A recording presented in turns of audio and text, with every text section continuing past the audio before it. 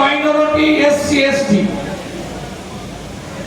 আমি পশ্চিম বাংলার জনগণকে সেফ ডেমোক্রেসির পক্ষে আপনারা যেভাবে পারেন, যারা দলে দায়বদ্ধ, দলের কর্মী, দলের ব্যানারে, যারা অন্য সিভিল সোসাইটি করেন, পোর্টাল, ইউটিউবার, মিডিয়া, এনজিও, অন্য প্ল্যাটফর্মে থাকেন, রিলিজিয়াস অর্গানাইজেশন, সবাইকে আবেদন করব, পথে নামুন। এনআপি জানা 23 সালে 1 কোটি লোককে ভোট দিতে দেয়নি পঞ্চায়েতে। 24-এর লোকসভায় ট্রেন্ড ছিল না। আমি 87-তে কলেজে ভোটে লড়েছি, আমি 95-তে পৌরসভায় লড়েছি, 2004-এ লোকসভায় লড়েছি। আমি দেখিনি যে একটা নির্দিষ্ট সম্প্রদায়ের লোককে ভোট দিতে বাধা দেওয়া। এই ট্রেন্ড খুব মারাত্মক।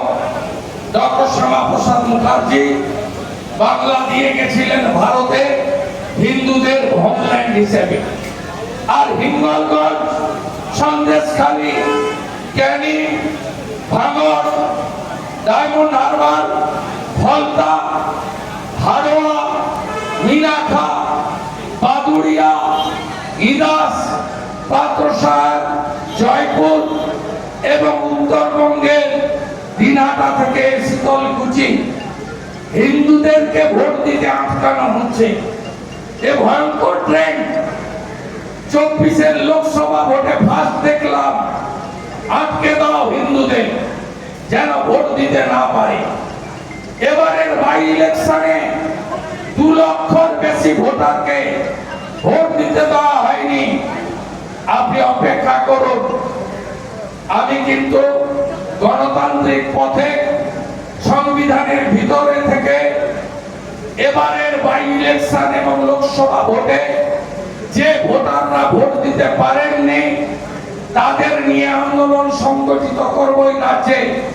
আমি আগামীকাল এলওপির একটা পোর্টাল চালু করব, যেখানে লোকসভা এবং বাই ইলেকশনের 4টে কেন্দ্রে আপনি ভোট দিতে পারেননি, আপনাকে ভোট দিতে দেওয়া হয়নি, আপনি নাম রেজিস্ট্রেশন করবেন, নাম নথিভুক্ত করবেন।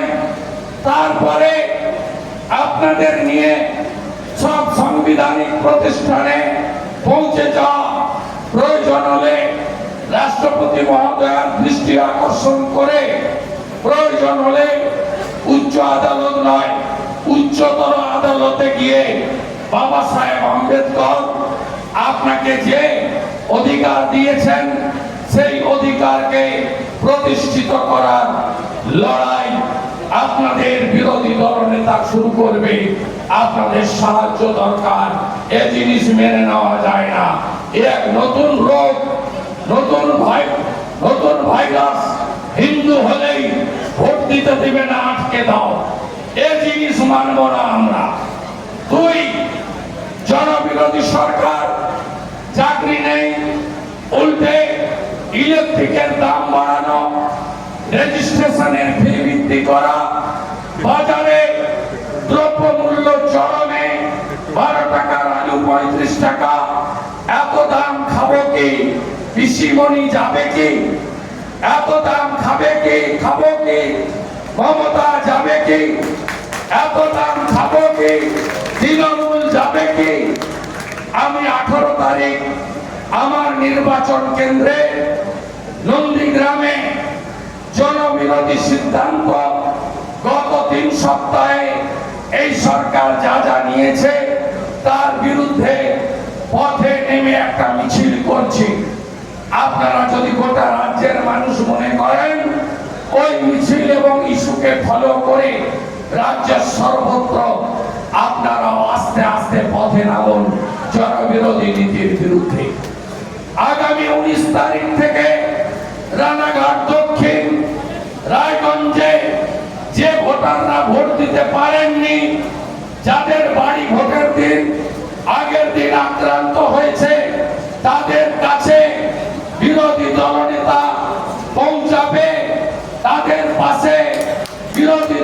বার্তা পৌঁছাবে। আমি আপনাদের কাছে জানাই, আগামী 22 তারিখে 400 কোটি টাকা চাঁদা দেওয়া সিএসসি অফিস ঘেরাও করতে নামছি আমি কলকাতায়। সব গ্রাহকরা আমার সাথে থাকবেন তো? আমরা কলকাতায় 22 তারিখে নামবো। আমাদের ভারতীয় জনতা পার্টির সাধারণ সম্পাদক সংগঠন, আমাদের অত্যন্ত বলিষ্ঠ নেতা, তিনি আদর্শবান রাজনীতি করেন, আমাদের অমিতাভ চক্রবর্তী এসেছেন, তাকে বিরোধী দল নেতা হিসেবে আমি আমন্ত্রণ জানাচ্ছি, তাকে ধন্যবাদ জানাচ্ছি। মাত্র 10 মিনিটের কম হাতে আছে। প্রাক্তন